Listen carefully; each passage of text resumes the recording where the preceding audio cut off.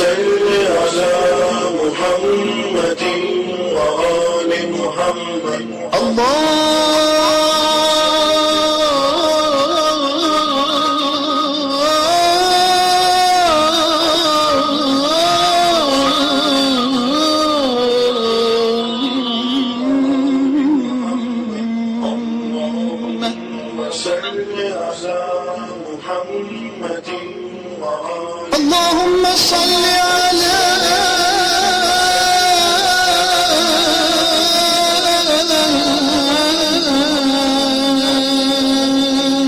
صل على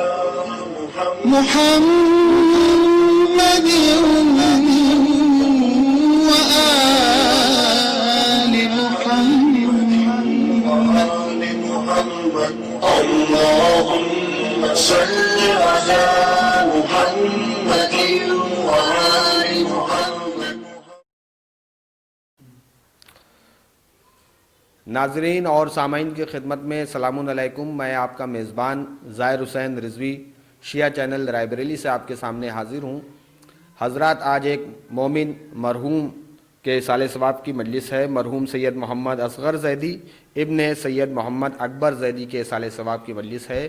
جو کہ ان کے برادر نسبتی جناب محمد مسلم نقوی صاحب کی طرف سے یہ آن لائن مجلس کرائی جا رہی ہے. اور یقیناً یہ ایک بہترین اصال ثواب ہے کہ اصال ثواب کے ذریعے سے مجلس اعزا کا انعقاد کیا جائے. تو آئیے حضرات اس مجلس کا آغاز کرتے ہیں. اور مجلس کے آغاز میں حمد باری تعالیٰ کے اشعار سے اس مجلس کا آغاز کرتا ہوں. سماعت کریں جو بھی ناظرین اس وقت سماعت کر رہے ہیں کہ پکارتی ہے خاموشی تمہیں صدا کے بغیر، پکارتی ہے خاموشی تمہیں صدا کے بغیر، دعائیں سنتا ہے تو حرف مدعا کے بغیر، دعائیں سنتا ہے تو حرف مدعا کے بغیر. اگر تو چاہے تو انگارے پھول بن جائیں، اگر تو چاہے تو انگارے پھول بن جائیں، تو حکم دے دے تو برسات ہو گھٹا کے بغیر، تو حکم دے دے تو برسات ہو گھٹا کے بغیر. اور میرے کریم فقط تیری ذات لامحدود، میرے کریم فقط تیری ذات لامحدود ہے، ابتدا کے بغیر اور انتہا کے بغیر، ہے ابتدا کے بغیر اور انتہا کے بغیر. اور دل و دماغ نظر مر نہ جائے فاقے سے، دل و دماغ و نظر مر نہ جائے فاقے سے، گزر گئے کئی دن مجلس اعزا کے بغیر، گزر گئے کئی دن مجلس اعزا کے بغیر. حضرات، یہ کیونکہ ایک مرحوم کے سال ثواب کی مجلس ہے اور مرحوم ایک عزادار تھے، مولا کے شہدائی تھے، اور اس حوالے سے 4 مصرے اور تعزیت کے سماعت کریں ان کے پسماندگان کے لیے بطور خاص کہ سید بے کس کے غمخواروں کو موت آتی نہیں، سید بے کس کے غمخواروں کو موت آتی نہیں، عابد مستر کے بیماروں کو موت آتی نہیں، سید بے کس کے غمخواروں کو موت آتی نہیں، عابد مستر کے بیماروں کو موت آتی نہیں. اور تھپکیاں دے کر سلا دیتی ہے رحمت قبر میں، تھپکیاں دے کر سلا دیتی ہے رحمت قبر میں، نیند آتی ہے عزاداروں کو موت آتی نہیں، نیند آتی ہے عزاداروں کو موت آتی نہیں. حضرات، اس سے پہلے کہ میں آج کی مجلس میں سوزخانی کے فرائض انجام دیں گے جناب تراب نقوی صاحب، جو کہ مصطفی آباد کی سرزمین سے ہمارے ساتھ جڑیں گے اور اس مجلس میں خطابت کے فرائض انجام دیں گے بین الاقوامی شہرت یافتہ ذاکر اہل بیت خطیب نہج البلاغہ مولانا سید قمبر علی رضوی صاحب. تو اس سے پہلے کہ میں جناب تراب نقوی صاحب کی خدمت میں آپ کو لے چلوں، میں 4 مصرے اور سماعت فرما لیں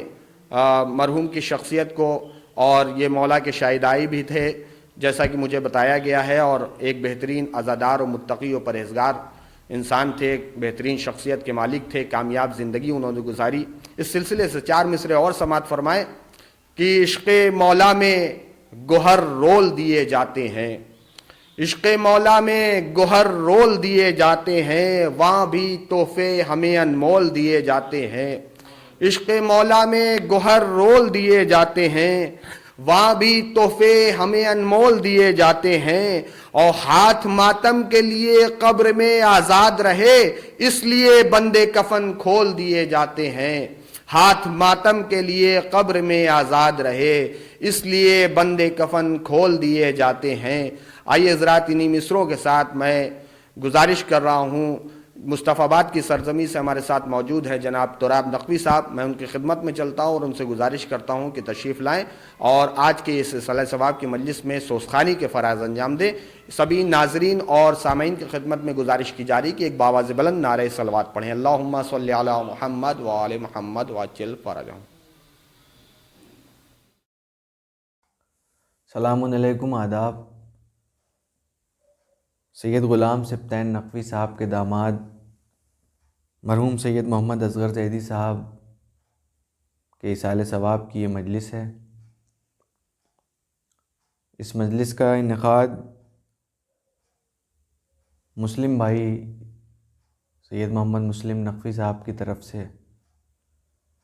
ہو رہا ہے اور مجھے سوزخانی کے فرائض انجام دینے کا حکم ہے۔ میں مرحوم کے خانوادے کو، مرحوم کی زوجہ، مرحوم کے بچوں کو اور تمام پسماندگان جو مرحوم کے ہیں ان کو تعزیت پیش کرتا ہوں اور دعا کرتا ہوں کہ اللہ مرحوم کی مغفرت فرمائے اور مرحوم کے خانوادے کو صبر جمیل عطا فرمائے۔ اپنے سفر کا آغاز 4 مصروں سے کر رہا ہوں، سنیں گے۔ ایک صلوات پڑھ دیں، اللہم صلی علی محمد وآل محمد۔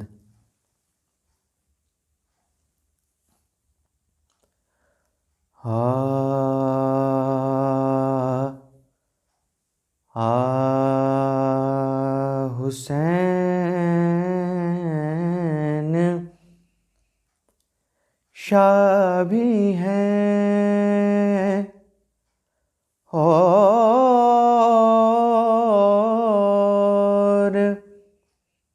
بادشاہ بھی ہیں۔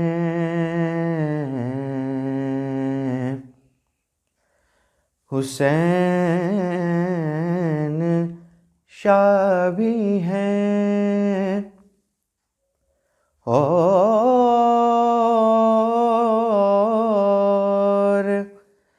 بادشاہ بھی ہیں۔ حسین دی بھی ہیں اور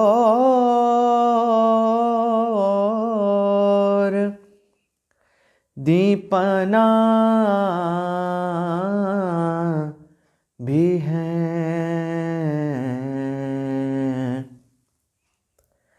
نہ کہ یزید کی بیعت کٹا دیا سر کو، نہ کہ یزید کی بیعت کٹا دیا سر کو، اسی بنا پہ تو بنیاد لا الہ بھی ہیں۔ حسین شاہ بھی ہیں۔ 4 مصرے اور حاضر کر رہے ہیں، سنیں گے بطور خاص۔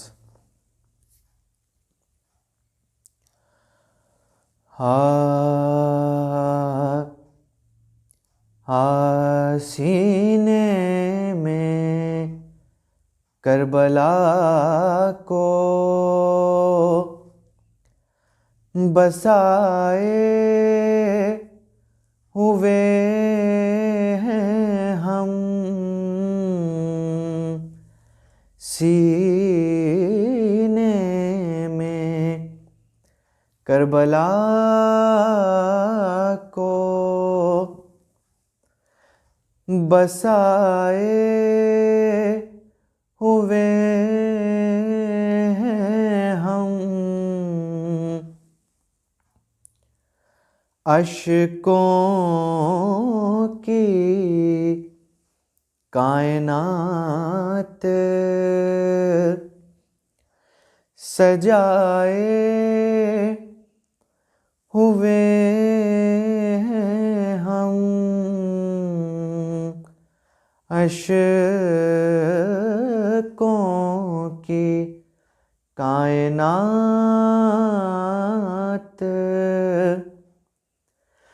سجائے ہوئے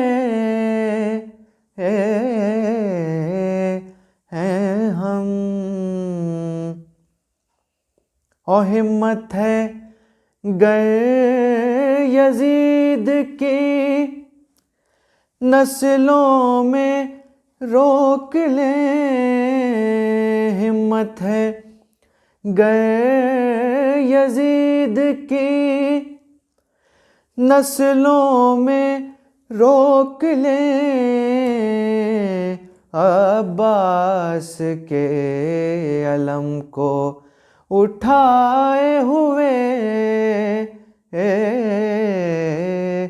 ہیں ہم،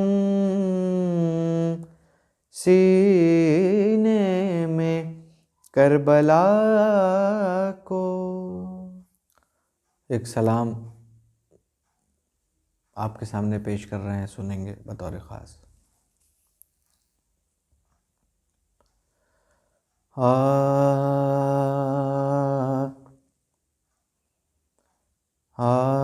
جو راہ بر نہ ملے راستہ نہیں ملتا،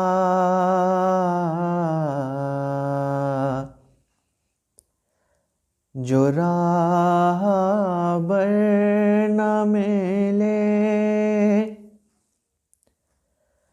راستہ نہیں ملتا،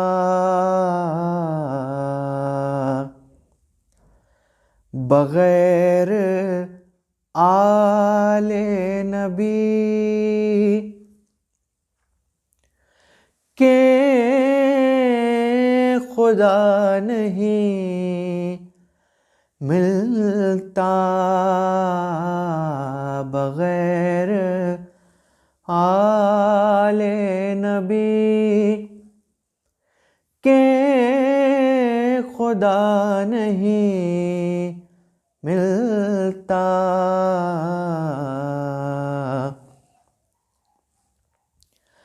علی کی کر لو زیارت جو شوق ہے موسیٰ،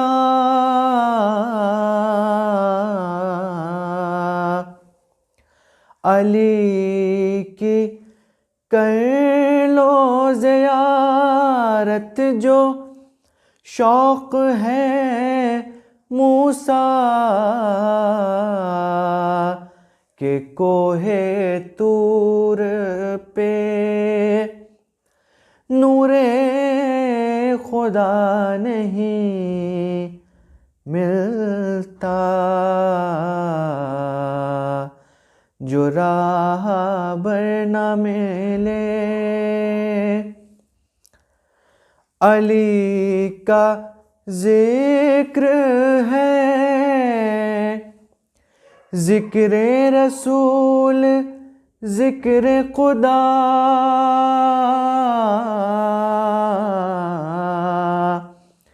علی کا ذکر ہے، ذکر رسول ذکر خدا، کسی کے نام میں یہ سلسلہ نہیں ملتا، کسی کے نام سے یہ سلسلہ نہیں ملتا، جو راہ بر نہ ملے در نجاف پا جبیں کو جھکا کے دیکھو تو، در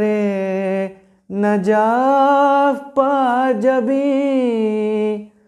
کو جھکا کے دیکھو تو،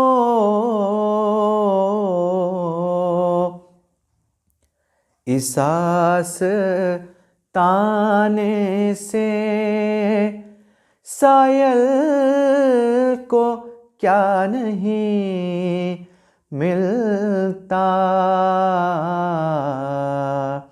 اس آستانے سے پڑے جو وقت پکارے رسول بھی جس کو، علی سا کوئی بھی مشکل کشا نہیں ملتا، علی سا کوئی بھی مشکل کشا نہیں ملتا، بغیر آل نبی کے خدا نہیں ملتا، جو راہ بر نہ ملے۔ ایک سوز آپ کے سامنے پیش کر رہے ہیں جناب علی اصغر کے حوالے سے۔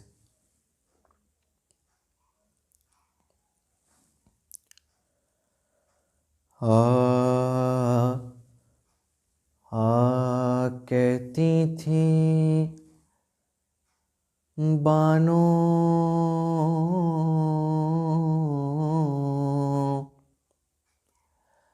اصغر جانی،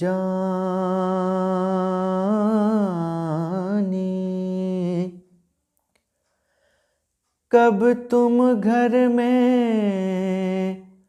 آؤ گے،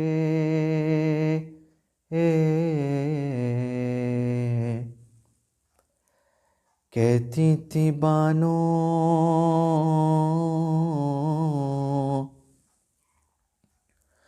اصغر جانی،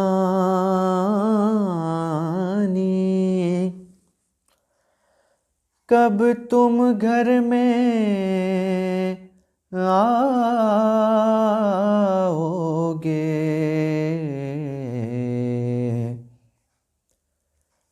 دریا پر سے پی کر پانی،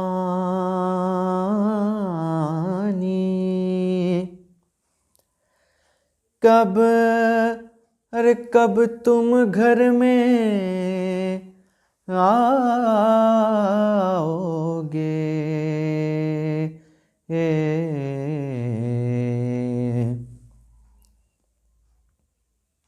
اے میرے جانی،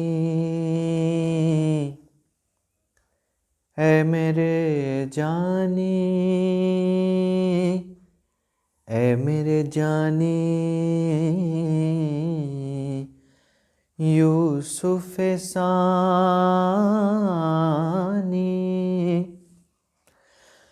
کب تم گھر میں آؤ گے، لے کر اپنی شکل نمانی،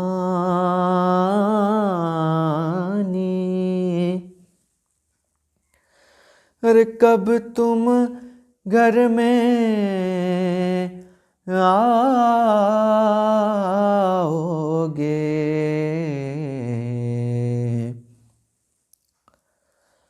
سوگ میں تیرے بیٹا میں نے پہنی کفنی کالی ہے، سوگ میں تیرے بیٹا میں نے پہنی کفنی کالی ہے، بھورے بالوں والے آجا، جھولا تیرا خالی ہے، کہتی تھی بانو اصغر جانی، اور آخر میں خدائے سخن میر انیس علی اللہ مقامہ کا ایک مشہور و معروف سلام پیش کر رہے ہیں، سنیں گے۔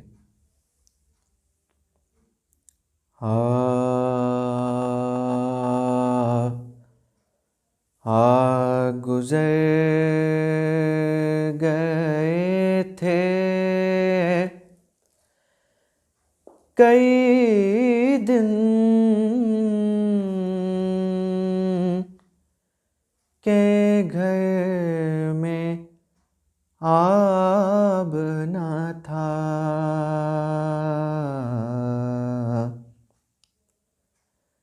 گزر گئے تھے کئی دن کے گھر میں آب نہ تھا،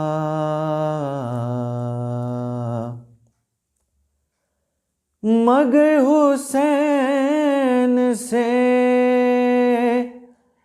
صابر کو اضطراب نہ تھا، گزر گئے تھے مگر حسین سے صابر کو اضطراب نہ تھا، گزر گئے تھے حسین اور طلب آب، اے معاذ اللہ تمام کرتے تھے، ہو جا سوال آب نہ تھا، گزر گئے تھے کئی دن کے گھر میں آب نہ تھا،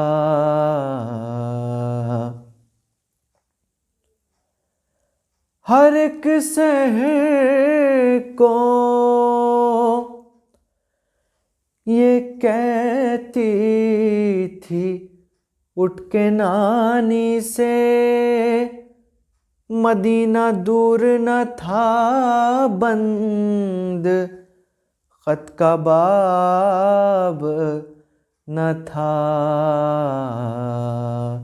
گزر گئے تھے فقط حسین کے بچوں پہ بند تھا پانی، فقط حسین کے بچوں پہ بند تھا پانی،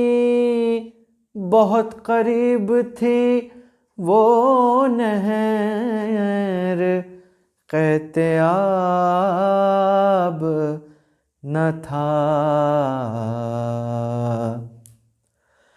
بہت قریب تھی وہ نہر قحط-آب نہ تھا، گزر گئے تھے انیس عمر بسر کر دو خاکساری میں، کہنا یہ کہ غلام ابو تراب نہ تھا، کہنا یہ کہ غلام ابو تراب نہ تھا، گزر گئے تھے۔ سبحان اللہ، جزاک اللہ۔ یہ تھے جناب تراب نقوی صاحب جو کہ مصطفی آباد کی سرزمین سے ہمارے ساتھ جڑے تھے اور بہترین سوزخانی آپ حضرات سماعت فرما رہے تھے۔ یقیناً جتنی بھی تعریف کی جائے کم ہے، بہترین سوز آپ نے سماعت فرمائی، بہترین رباعیاں سماعت فرمائی، بہترین آواز کے ساتھ بہترین ادائیگی، جزاک اللہ۔ مولا سلامت رکھیں جناب تراب نقوی صاحب کو۔ آئیے حضرات، میں اس سے پہلے کہ خطیب نہج البلاغہ مولانا سید قمبر علی رضوی صاحب کو آواز دوں، ان کی خدمت میں چلوں، ان کے شخصیت کی وضاحت کرتے ہوئے 4 مصرعے سے ان کا استقبال کروں گا کہ حسینی کوئی بھی ہو بے مثال ہوتا ہے، حسینی کوئی بھی ہو بے مثال ہوتا ہے، اسی کے چہرے پہ حسن جمال ہوتا ہے، حسینی کوئی بھی ہو بے مثال ہوتا ہے، اسی کے چہرے پہ حسن جمال ہوتا ہے، اور بلندیوں پہ پہنچنا کوئی کمال نہیں، بلندیوں پہ پہنچنا کوئی کمال نہیں، بلندیوں پہ ٹھہرنا کمال ہوتا ہے، بلندیوں پہ پہنچنا کوئی کمال نہیں، بلندیوں پہ ٹھہرنا کمال ہوتا ہے۔ انہی مصروں کے ساتھ میں گزارش کر رہا ہوں بین الاقوامی شہرت یافتہ ذاکر اہل بیت خطیب نہج البلاغہ مولانا سید قمبر علی رضوی صاحب کی خدمت میں کہ تشریف لائیں اور آج کے اس حال ثواب کی اس مجلس کو خطاب کریں۔ سبھی ناظرین سے گزارش کی جا رہی ہے کہ بآواز بلند نعرہ صلوات پڑھیں، اللہم صلی علی محمد وآل محمد وعجل۔ ایک مرتبہ سورہ ہم، 3 مرتبہ سورہ توحید کی تلاوت فرما کر مرحوم سید محمد اصغر زیدی ابن سید محمد اکبر زیدی صاحب کے لیے ایصال ثواب کر دیجیے۔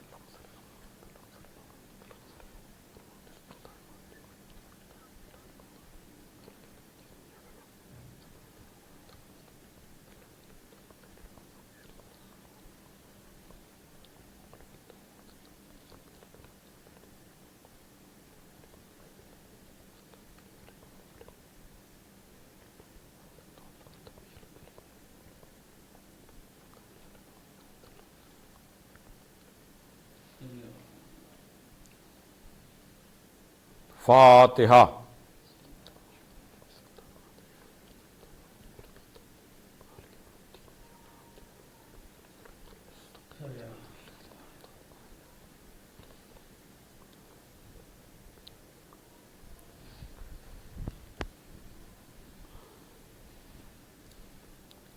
اعوذ باللہ من الشیطان اللعین الرجیم، بسم اللہ الرحمن الرحیم، الحمد للہ الذی ہدانا لہذا وما کنا لنہتدی لولا ان ہدانا اللہ، لقد جاءت رسل ربنا بالحق، الصلاة والسلام علی النبی الامی العربی القرشی المکی المدنی البطحی الابتہی التہامی الدافع جیشات الاباطیل والدامغ صولات الازالیل، مولن الحق بالحق ابی القاسم محمد وآلہ الطیبین الطاہرین المعصومین المظلومین الذین اذھب اللہ عنہم الرجس وطہرہم تطہیرا ولعنۃ اللہ علی اعدائہم اجمعین من الآن الی یوم الدین اما بعد سئل عن قولہ تعالی فلنحیینہ حیاۃ طیبہ فقال علی علیہ السلام ہی القناۃ صلوات دیجیے۔ بزرگان محترم و دوستان عزیز، یہ مجلس عزا ایک محب اہل بیت، عزادار اور خلیق و شریف انسان، یعنی ایک ایسے مرکز اور محور کہ جو اپنی زندگی میں ایک کامیاب زندگی گزارنے والا شخص جہاں اب انحطاط اور تنزلی اور اسی کے ساتھ ساتھ انسانیت کے اقدار زوال پذیر ہو رہے ہوں، تو ایسے ماحول اور ایسے معاشرے میں یقیناً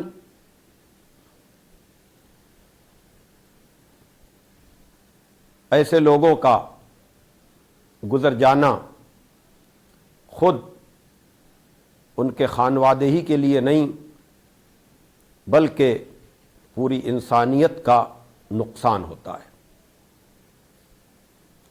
یہ مجلس عزا جو مرحوم اصغر زیدی صاحب کے ایصال ثواب کی مجلس ان کے برادر نسبتی جناب محمد مسلم نقوی صاحب کی جانب سے منعقد کی جا رہی ہے، جن کا تعلق اس وقت تو پاکستان سے ہے، لیکن ان کے والد مرحوم جناب غلام سبطین نقوی صاحب 1957 میں تقریباً تقسیم ملک کے بعد، تقسیم ہند کے بعد یہاں سے پاکستان ہجرت کر گئے تھے۔ ان کا تعلق مصطفی آباد ضلع رائے بریلی سے تھا۔ خود مرحوم اصغر زیدی صاحب اس خانوادے کے داماد تھے اور ان کا تعلق سادات بارہا مظفر نگر سے۔ ظاہر سی بات ہے کہ یہ تعزیتی جلسہ نہیں ہے بلکہ ایصال ثواب کی مجلس ہے، اور مجھے یہ معلومات جناب اسد ہمایوں صاحب یعنی پروفیسر محمد نصیر صاحب کے فرزند نے مہیا کرائی ہیں۔ ان کا تعلق بھی مصطفی آباد ہی سے۔ خداوند عالم مرحوم کی مغفرت فرمائے، ان کے درجات کو عالی فرمائے، اور پسماندگان کو صبر جمیل کے ساتھ ساتھ ان کے لیے بہترین ایصال ثواب کرنے کی توفیق عطا فرمائے۔ عزیزان محترم، میں نے اس وقت گفتگو کے لیے جن مقدس، مبارک اور ناقابل فراموش الفاظ کو گفتگو کا ذریعہ بنایا ہے، وہ الفاظ نہج البلاغہ کی زینت ہیں۔ جو مجھے مسلسل سنتے ہیں وہ جانتے ہیں کہ میں زیادہ تر اپنی گفتگو کا آغاز خدائے فصاحت، مولائے بلاغت، غالب علی کل غالب، مطلوب کل طالب، حضرت علی ابن ابی طالب علیہ الصلاۃ والسلام کی زبان مبارک پر جاری ہونے والے الفاظ سے کرتا ہوں، اور بار بار میں نے عرض کیا کہ نہج البلاغہ مولائے کائنات کے ہاتھ کی لکھی ہوئی کتاب نہیں ہے، بلکہ 400 ہجری کے قریب سید رضی علیہ الرحمہ نے مولائے کائنات کے بکھرے ہوئے کلام کو جمع کر کے اس کتاب کا نام نہج البلاغہ رکھا، جس میں 238 خطبے، 180 خطوط عہد نامے اور وصیت نامے اور تقریباً 500 حکیمانہ اقوال۔ یہ انہی حکیمانہ اقوال میں سے تقریباً 229 نمبر 229 کا کلمہ حکمت ہے، جہاں مولائے کائنات سے ایک آیت کے بارے میں سوال کیا گیا تھا، جو آیت خود بھی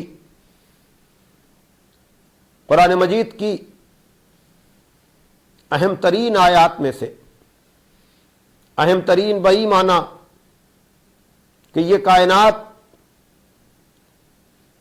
زمین، آسمان، دریا، پہاڑ، سمندر، بحر، بر، زمین اپنی وسعتوں کے ساتھ، آسمان اپنی کشادگی کے ساتھ، سمندر اپنی گہرائیوں کے ساتھ، سورج اپنی توانائیوں کے ساتھ، چاند اپنی چمک دمک کے ساتھ، ستارے اپنی ٹمٹماہٹ کے ساتھ، یا کائنات کی ساری مخلوق اپنی ساری توانائی اور طاقت و قوت کے ساتھ موجود ہے، لیکن اس کائنات کا مرکز اور محور انسان ہے۔ سورج بھی اسی کے لیے، چاند بھی اسی کے لیے، زمین بھی اسی کے لیے، آسمان بھی اسی کے لیے، ستارے بھی اسی کے لیے، انتہا یہ ہے کہ دوسری مخلوقات بھی اسی کے لیے۔ تو اب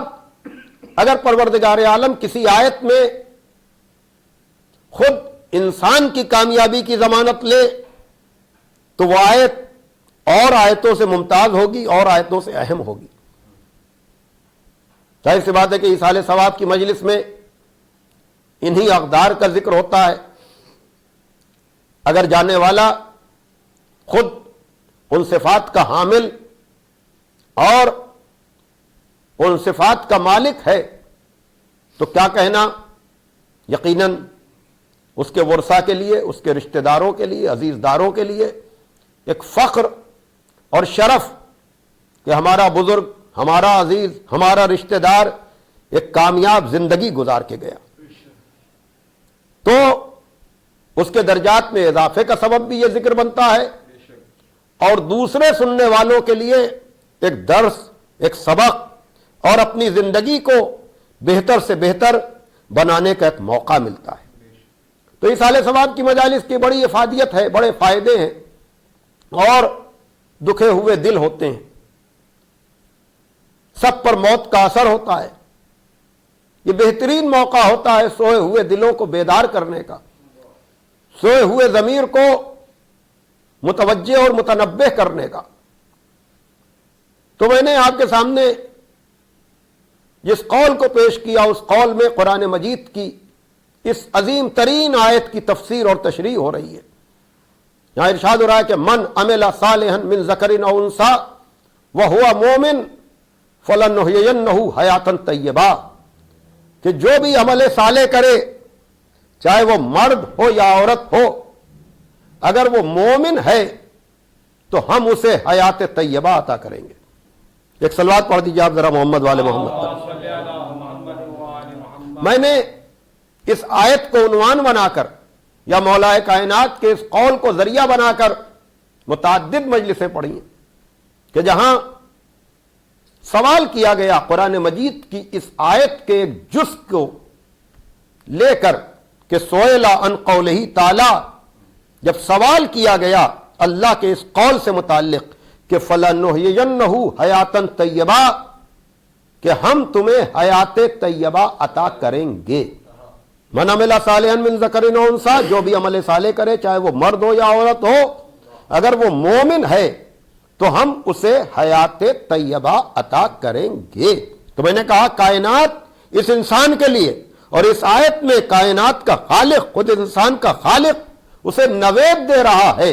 کہ اگر تم نے یہ دو چیزیں پوری کی تو ہم تمہیں حیات طیبہ عطا کریں گے۔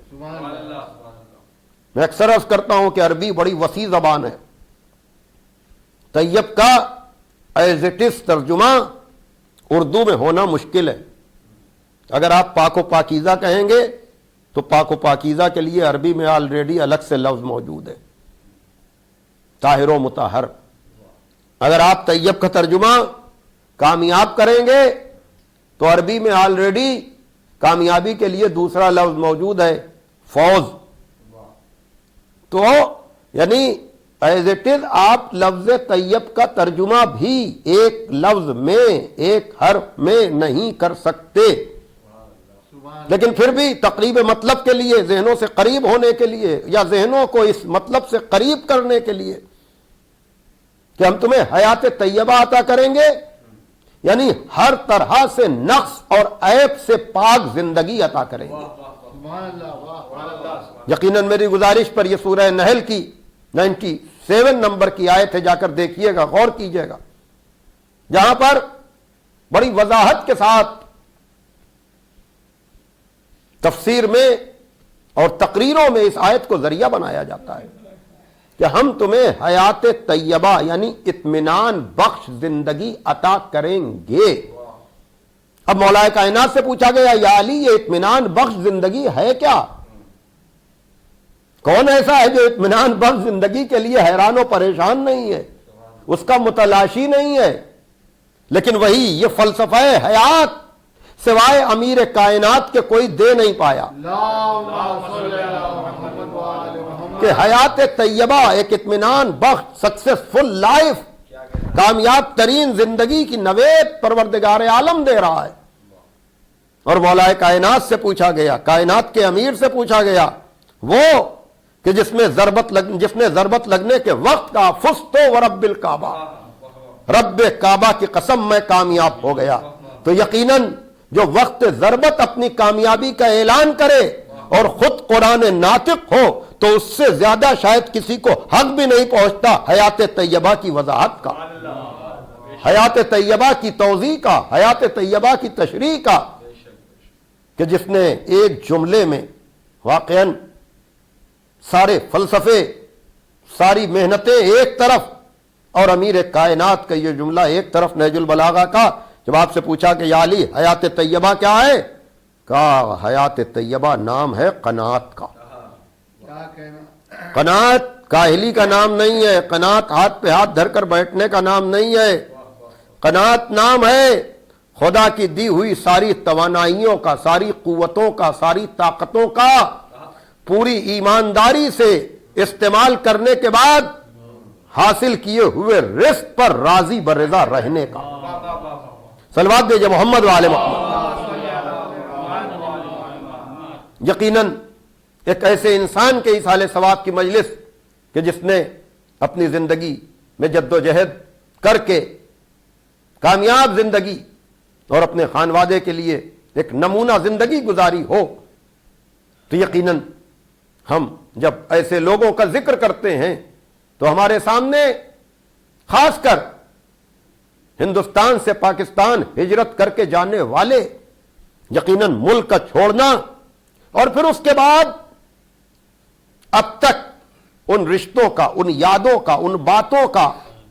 مسلسل ذکر ہوتے رہنا ممکن ہے۔ مرحوم کی اولادوں نے یا اور بھی لوگوں نے ہندوستان میں اپنے ننیال اور دادیال کا چہرہ بھی نہ دیکھا ہو،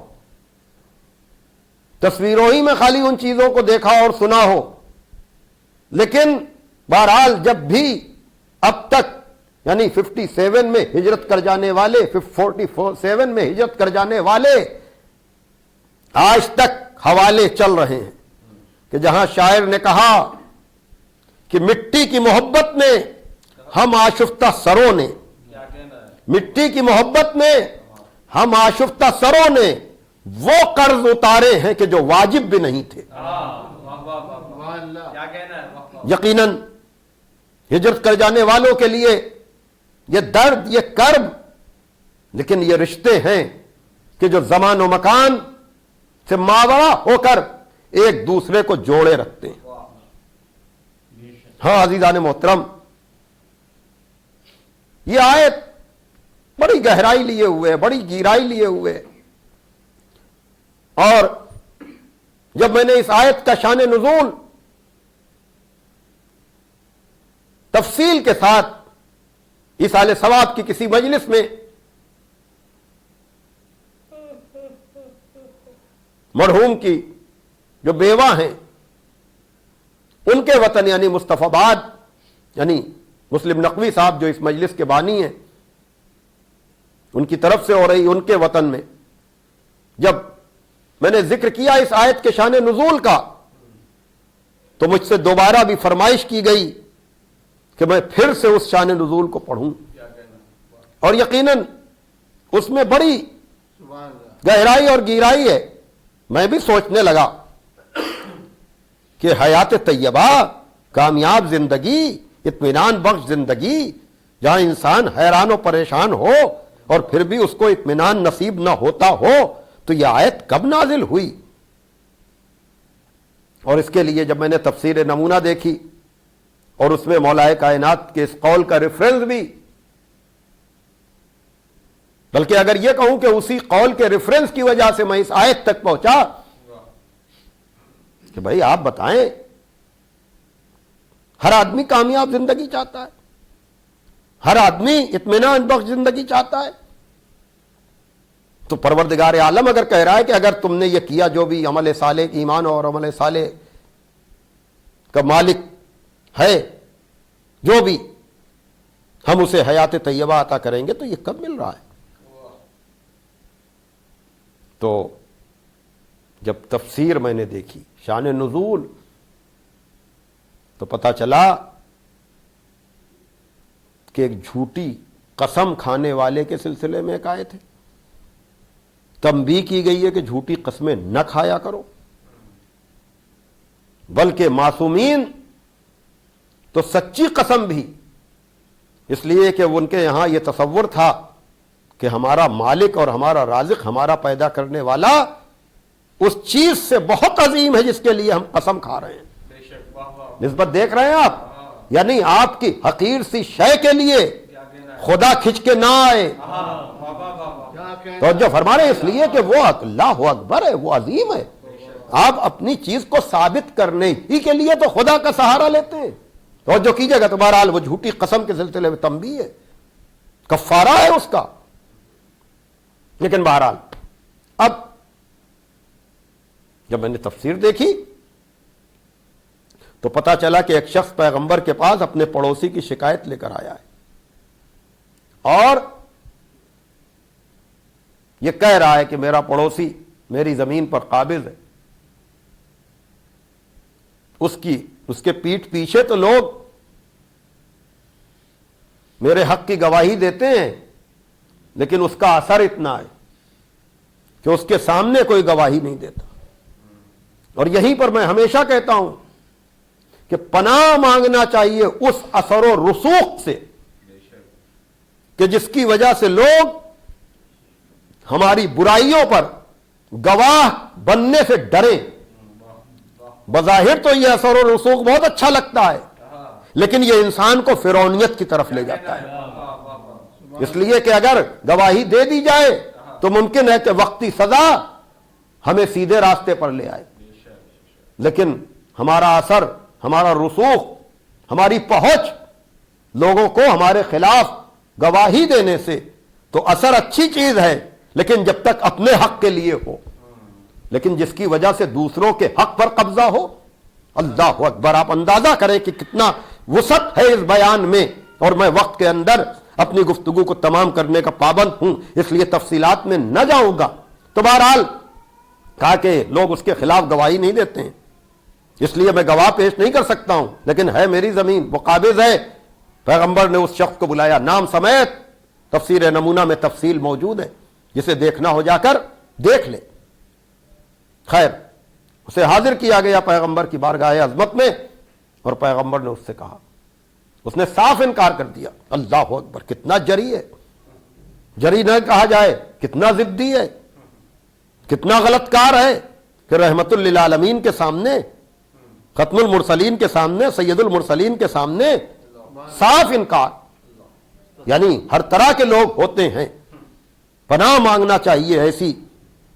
ضد سے اور ایسی فرعونیت سے، ایسے تمرد سے. تو اب پیغمبر نے اس سے کہا نہیں. اب جو طریقہ ہے کسی بھی دعوے میں کہ مدعی گواہ پیش کرے، مدعا علیہ قسم کھائے، تو ادھر گواہ تو تھے نہیں، تو اس کو قسم پہ، وہ قسم کھانے کے لیے آمادہ بھی، لیکن اس مدعی نے کہا کہ یا رسول اللہ یہ جھوٹی قسمیں کھانے کا ماہر ہے. میں نے کہا نا کہ یہی آیت آپ کو ملے گی کہ جھوٹی قسمیں کھانے والوں کے لیے کیا سزا ہے، یا ان کو کیسے تنبیہ کی گئی ہے، کیسے متوجہ کیا گیا ہے. تو بہرحال کہا یہ جھوٹی قسمیں کھانے کا ماہر ہے. لیکن اب یہ ہے رحمت للعالمین کی بارگاہ کہ جہاں کہا گیا کہ تو قسم کھانے میں جلدی نہ کر. توجہ کیجئے گا، یہیں سے ایمان بھی واضح ہوگا، عمل صالح بھی واضح ہوگا، اور حیات طیبہ بھی. توجہ کیجئے گا، کہا تو قسم کھانے میں جلدی نہ کر، کل آنا. توجہ کیجئے گا، کل آنا. اب گیا وہ، پتہ نہیں کیا سوچا، پتہ نہیں کیا سمجھ میں آیا، اور اسی سے ہمیں پتہ چلا کہ دولت ایمان کیا ہے، اسی سے ہمیں پتہ چلا کہ عمل صالح کیا ہے. لوگ ایمان خالی کلمے کو پڑھ لینا سمجھتے ہیں، لوگ عمل صالح خالی نماز، روزہ،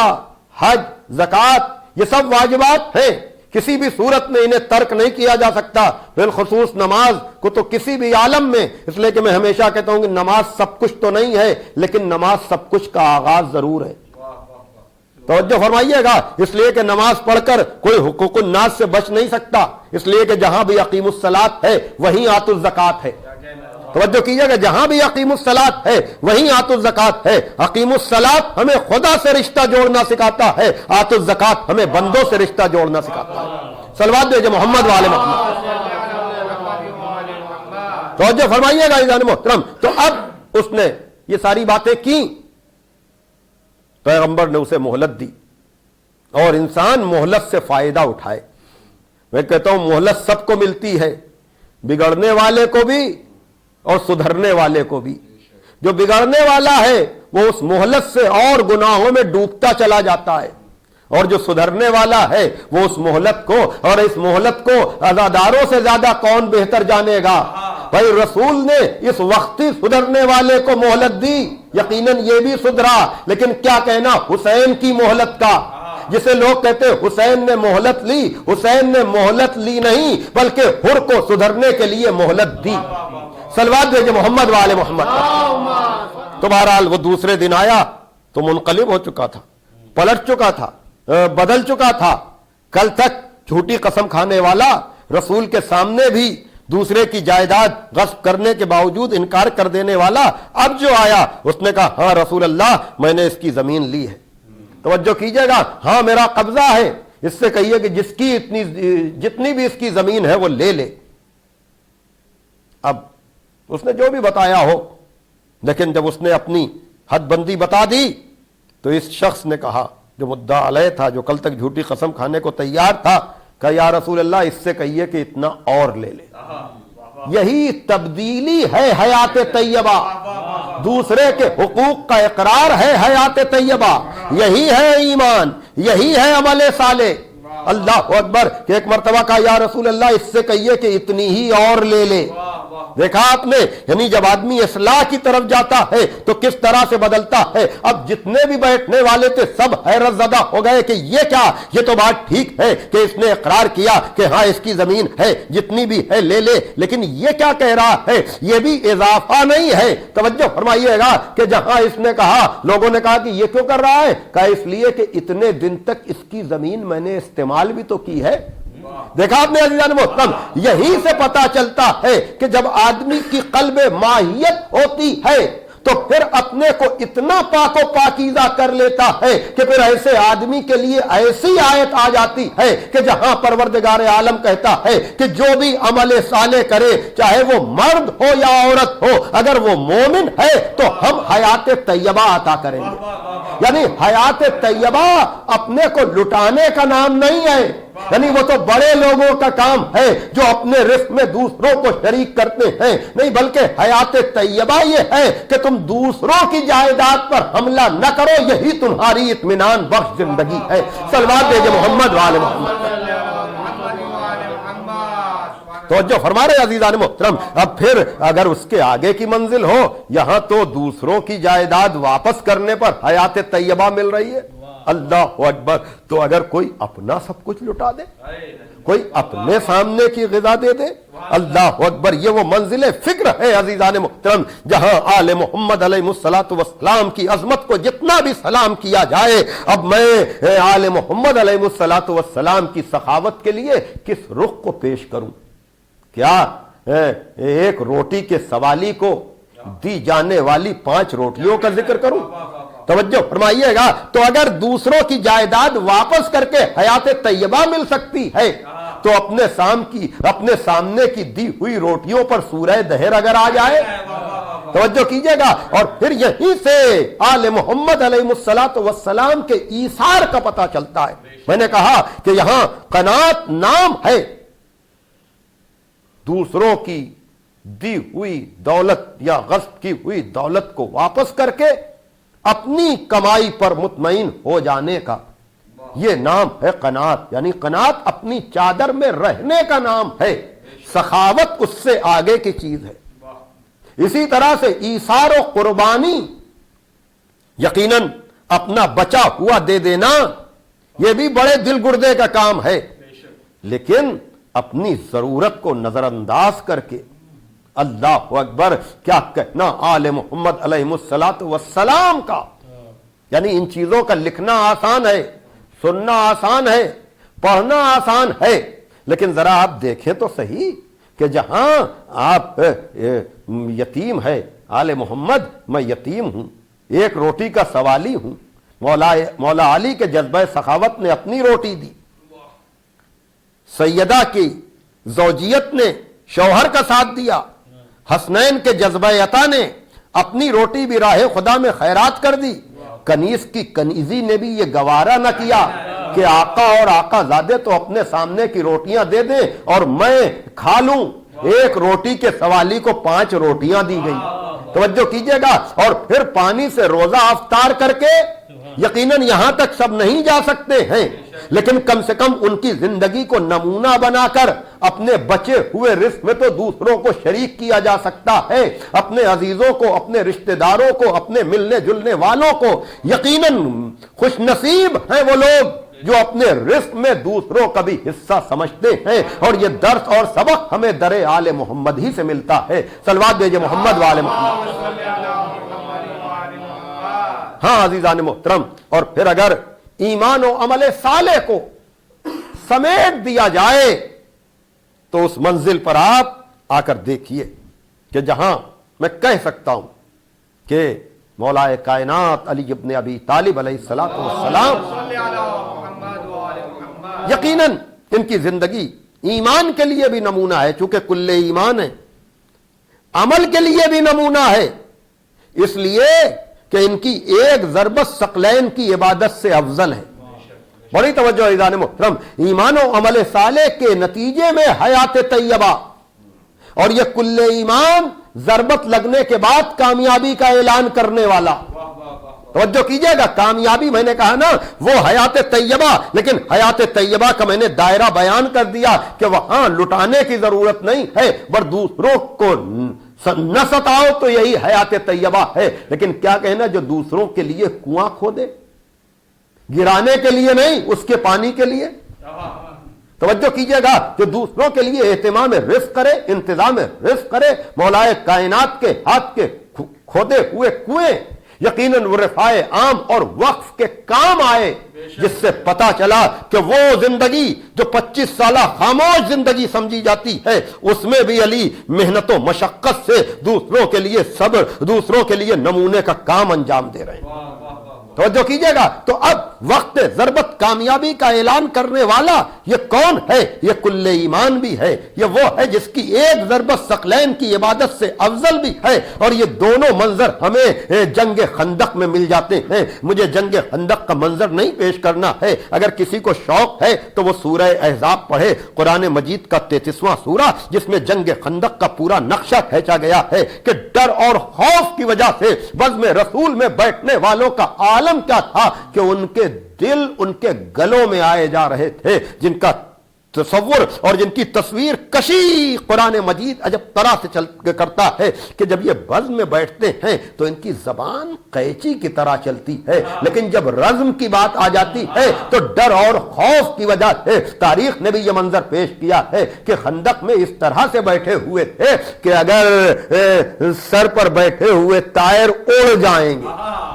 توجہ کیجئے گا، تو ایسے ڈر اور خوف کے عالم میں عزیزان محترم وہاں جب مولا علی بار بار اٹھ رہے ہیں یہ کہتے ہوئے کہ انا یا رسول اللہ، انا یا رسول اللہ، اور رسول کہہ رہے ہیں بیٹھ جاؤ تاکہ آئندہ والوں کے لیے بتا دے کہ دیکھو کون تھا جو ہر موقع پر اٹھ رہا تھا۔ توجہ کیجئے گا، اور جب جانے لگے تو پیغمبر نے عجب طرح سے کہا کہ آج کل کفر کے مقابل میں کل ایمان جا رہا ہے۔ توجہ کیجئے گا، آج کل کفر کے مقابل میں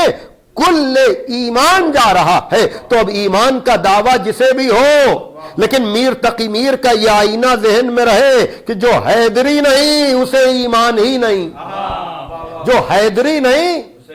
اسے ایمان ہی نہیں، وہ ہو شریف مکہ مسلمان ہی نہیں۔ صلوات دیجئے محمد والے محمد۔ اب جاتے وقت تو کل ایمان کی سند ملی، اور جب امر کا سر لے کر آنے لگے تو پیغمبر نے کہا کہ ضربت علی یوم الخندق افضل من عبادت الثقلین، خندق کے دن کی علی کی ایک ضربت ثقلین کی عبادت سے افضل ہے،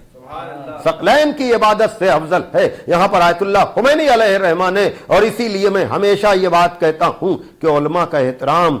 مراجع کی عزت، ان کی تقلید، یہ سب ضروری ہے، لیکن ہمارے مراجع بھی در آل محمد کے گھر کے غلام ہیں، آل محمد کے گھر اور در کے غلام ہیں، اور اسی غلامی کی وجہ سے انہیں عزت ملتی ہے۔ یاد رکھیے گا عزیزان محترم، یقیناً یہ بات ذہن میں رہنا چاہیے کہ ہم اپنے علماء کی عزت بھی کریں، احترام بھی کریں، لیکن کوئی بھی کسی کو بھی معصوم جیسا بنا کر پیش کرنے کی کوشش نہ کرے۔ کیوں؟ اس لیے کہ آیت اللہ خمینی علیہ الرحمہ نے اس جنگ خندق کے منظر کو پیش کرتے ہوئے عجیب بات کہی، اور وہ یہ کہ اگر اور بھی کوئی جا کر کے تلوار چلاتا تو اس کے تلوار سے امر کا سر تو تن سے جدا ہوتا، لیکن اس کی ضربت ثقلین کی عبادت سے افضل نہ ہوتی۔ توجہ فرمائیے گا، یعنی اور کوئی تلوار چلاتا تو اسے تلوار یعنی جہاد کا ثواب ملتا۔ توجہ کیجئے گا، اور جہاد نام ہے 5ویں 6 نمبر کی عبادت کا، نماز، روزہ، حج، زکوٰۃ ہمارے لیے خمس، لیکن معصومین کے لیے تو جہاد ہے نا، جہاد میں تو وہ نمونہ ہے نا، انہیں خمس نکالنا نہیں، انہیں ہمیں جا کے خمس دینا ہے، انہیں یا ان کے نمائندوں کو۔ تو یہ 5ویں 6 اور نمبر کی عبادت ہے جہاد۔ آیت اللہ خمینی علیہ الرحمہ فرماتے ہیں کہ اگر اور کوئی تلوار چلاتا خندق میں تو اسے مجاہد کی حیثیت سے جہاد کا یعنی ایک ضربت کا ثواب ملتا، اس کی ضربت ثقلین کی عبادت سے افضل نہ قرار پاتی۔ توجہ کیجئے گا، اس لیے کہ نتیجہ یہ ہے وہ مومن کی تلوار ہوتی، وہ کل ایمان کی تلوار نہ ہوتی، اس لیے کہ عمل کو وزن ایمان کی وجہ سے ملتا ہے، جیسا ایمان ہوتا ہے ویسے عمل کا وزن اور ویٹ ہوتا ہے۔ تو کیا کہنا کل ایمان کی تلوار کا کہ جہاں ضربت ثقلین کی عبادت سے افضل ہو گئی، اور ضربت نام ہے جہاد کے جز کا، اور جہاد نام ہے 5ویں نمبر کی عبادت کا، تو جس کا ایک جزو جہاد ثقلین یعنی جن و انس کی عبادتوں سے افضل ہو، اس کا روزہ کیسا ہوگا، اس کا حج کیسا ہوگا، اس کی زکوٰۃ کیسی ہوگی، پھر اس کی نماز کیسی ہوگی، اور پھر نماز کا سجدہ کیا ہوگا۔ صلوات دیجئے محمد وآل محمد۔ بس عزیزان محترم، اس سے زیادہ دامن وقت میں گنجائش نہیں ہے،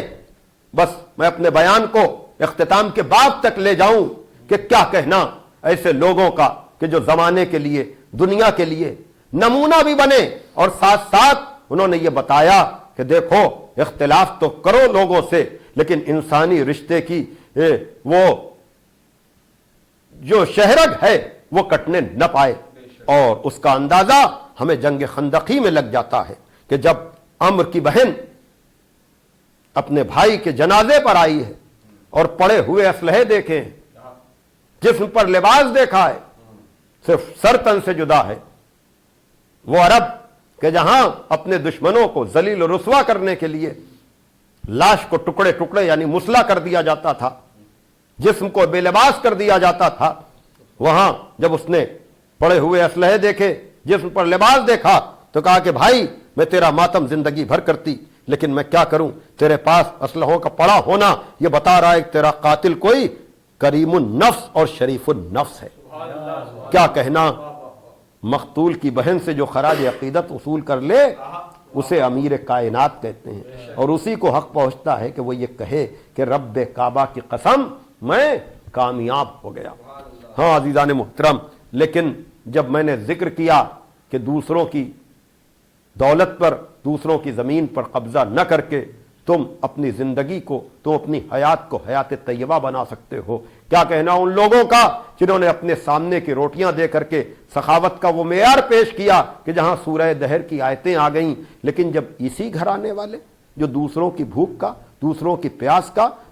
دوسروں کی مصیبتوں کا خیال رکھے، اس کے بچے، اللہ اکبر، ہاں عزیزو، اور پھر اس کے بچوں کی کیا بات، آغاز کی اگر آپ بات کریں، چونکہ یہ مہینہ جمادی الثانیہ کا مہینہ، شہادت کی تاریخ جناب سیدہ کی گزر گئی، ولادت کی تاریخ آنے والی ہے۔ ہاں عزیزان محترم، تو اگر میں اس تنہائی کا تذکرہ کر کے